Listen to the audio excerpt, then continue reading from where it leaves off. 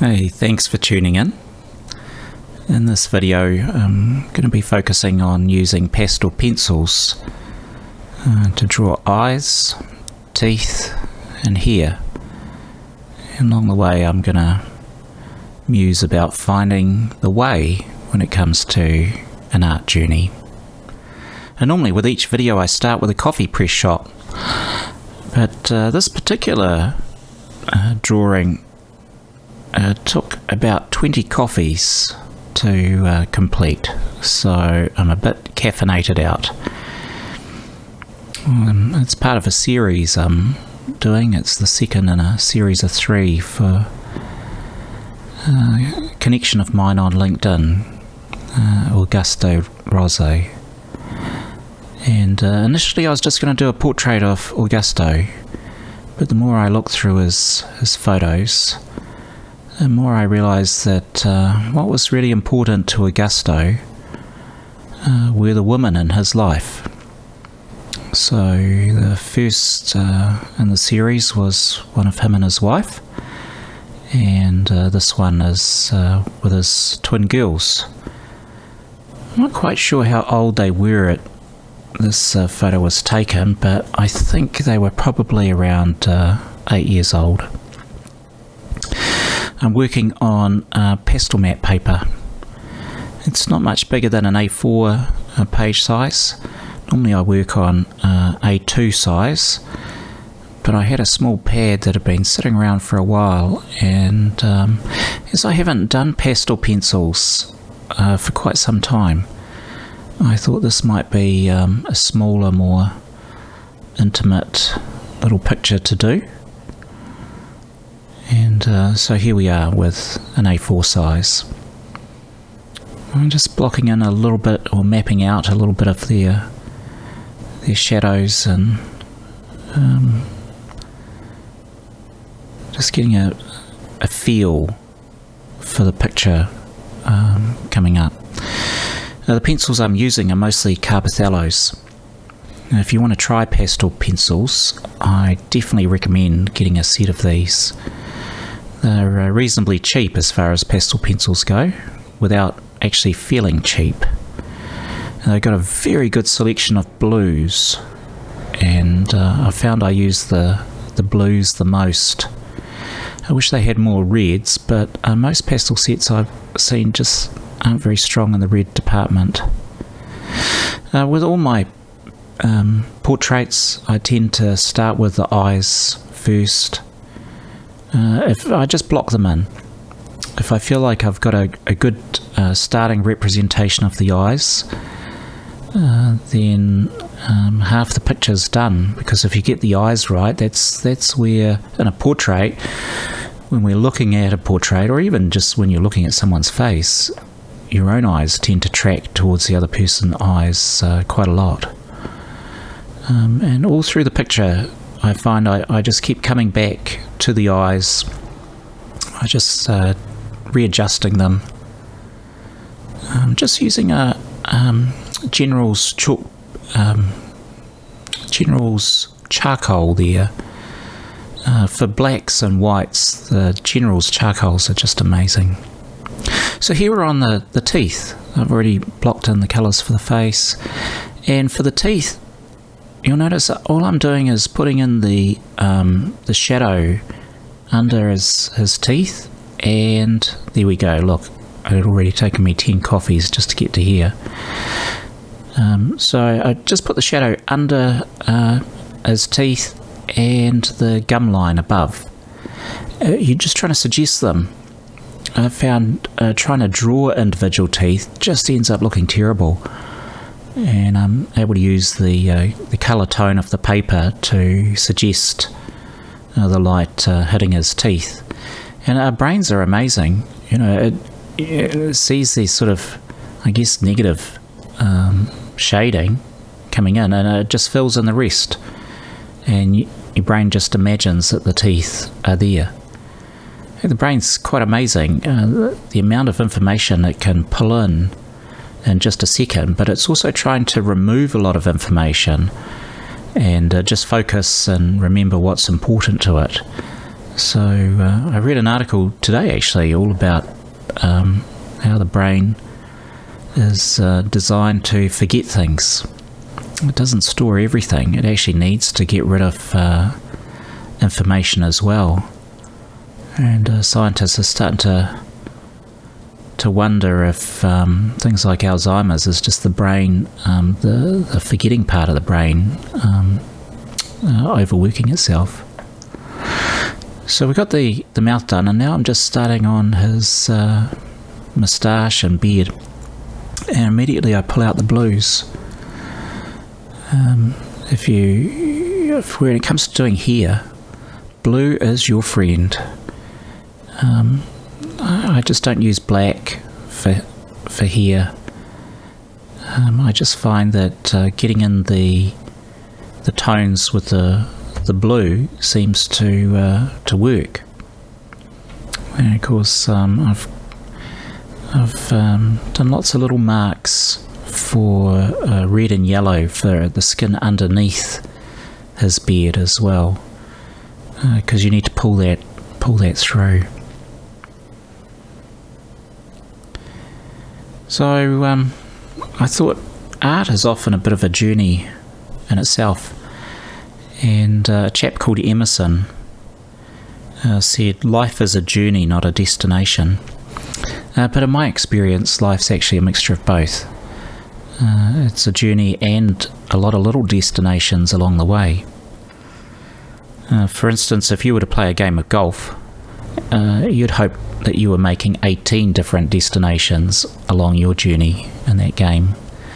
And if you play soccer or football, just kicking the ball around on the field, well, that's nice, just passing it, but eventually you really want to get it in the net. We need goals. And so life isn't just a journey, it's some destinations along the way. And so it is with painting. I'd had to put in his t-shirt down below because I wasn't quite sure where his beard line really finished, and I just needed a little bit of contrast and to pull through the same blues. So his white t-shirt is all done in blues, a little bit of red and yellow to get some skin tone in it as well. And you'll see that the blues will come through his beard, t-shirt, and sweep around into the nearest twin when it comes to doing her hair. So I'm working on the furthest daughter away, and we're out with a dark blue to start outlining. And it's really hard. So this particular girl, because she's in the distance and her hair isn't defined in the reference photo, and I'm not trying to be photorealistic anyway, I have to control myself so that I don't end up just colouring in. You want your marks to still be intentional and follow the flow of the way her hair would fall. Otherwise it doesn't look right. It just looks like it's been coloured in. And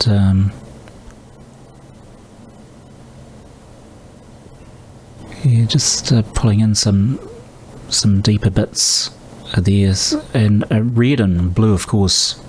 I often use the reds and blue, or red and green, dark green together to get a blacker colour. Just working on her earring, and later on I actually shift this earring. I realised that I'd made her cheek just a little too wide, and straightened up her face, and that's often the way when you're painting, or at least it is for me. I'm trying to find my way through the picture, and sometimes you've got to stop and walk away and come back and go, there's something bothering me about this, but I'm not quite sure what it is. And not be frightened to just overwrite and try and fix what you've done. You don't have to get it right first time. So this is a Derwent pastel pencil. I just got a few of them, and they've got very rich colours. They're nice pastel pencils, the Derwents, but they do tend to break quite often or quite easily when trying to sharpen them. It can be a bit frustrating. So now this was a new part of the journey for me. Yeah, first go at blonde hair. Never done blonde hair before, and wasn't quite sure how this was going to work out. And I'm someone who is I guess, in New Zealand, where I'm from, quite a lot of people go tramping. It's very popular. Go out into the bush, and we call it bush bashing sometimes, or I guess other places call it bushwhacking, where you've got to go find and make your own trail and find your way through the bush without a path. And a lot of people go through a prescribed way of learning. They learn a process, and by following the process to the T, then they become skilled in that process. But I've never been much of a fan for believing that there's a best way of doing anything. If there was a best way, we'd still just be using cameras and scanners and wristwatches and a phone that only did phoning. We'd probably have pages for doing texting. But these days we've got smartphones, and all those best practices of years ago can all be done on a smartphone now. And so in my business life, I've often, whenever someone says, "Oh no, we follow best practice," I kind of groan and go, "Okay, let's try and find you a better way." And so when someone's bushwhacking or bush bashing, you've just got a general idea of the direction you want to go in, and you've got to find your own way. And for me, I tend to, because I haven't learnt processes, I've got to rely on intuition. What does my gut tell me? Well, normally my gut's telling me it's time for a cup of coffee. But when I'm in the flow, and as I was working my way through this blonde hair, I'm going, you know what, I'm just going to find the darks of the hair, and I'm going to stick with my blues, because blues work really well for me. And occasionally I'd pull out a yellow or a brown, and I'd put it down and I'd go, you know what, that doesn't work. I just don't like that. I'll just go back to how it feels. And there's actually been quite a bit of science done on intuition and gut feelings. There's an amazing book out. That was the pencil I didn't really like. Just, I don't know, some sort of mustard colour didn't really do it for me. So this book was called The Second Brain, and it's all about your digestive system. The digestive system is such an amazing mechanism that the brain in your head it doesn't do anything when it comes to digestion. It sometimes tells you that you want chocolate or carbs, but it leaves it to the digestive system to actually do all the functions. And so when you say you've got a gut feeling, go with it, because your brain will doubt. Our doubt comes from our head, but your gut, it doesn't have the capacity for doubt. It's got a lot of the same chemical hormones going on it as in your head, but it doesn't know how to doubt. It just knows what it wants. And so I've used intuition all my life in business. What feels right? What seems to be the most common sense thing to do? Well, do that. And as I was going through this, it just started feeling, you know what? I was really enjoying it. I didn't know how to do blonde hair. I still don't really know how to do blonde hair. I just did what felt right. Little flyaway bits there. I love that that blue pastel pencil I've got there. I'm not quite sure how to pronounce it. I think it's Koh-i-Noor. Gioconda is the set. They're beautiful blues. I really want more of them. So pretty much that was her hair done, and then little bit on her earring, which from the reference photo looked possibly like a butterfly, and that's what she ended up with anyway. A little butterfly to fill in her ear. So for a first go at blonde hair, I really felt like I'd found my way with the highlights. And so yeah, 20 coffees later, so this was a 20-hour picture. It took me forever. Just finishing off a little bit of detail on the girls' costumes or outfits that they had. They're from Colombia, so I wasn't sure if it was a national dress or not, but it was important to get those colours in. And we're pretty much done here. I had managed to find my way through this picture. And so thank you very much to Augusto and the twins for modelling. Thanks to you for watching. If you'd like to subscribe, please do. And yeah, if you want to add to my coffee collection, there's a link below. Otherwise, we'll catch you another time. Thank you.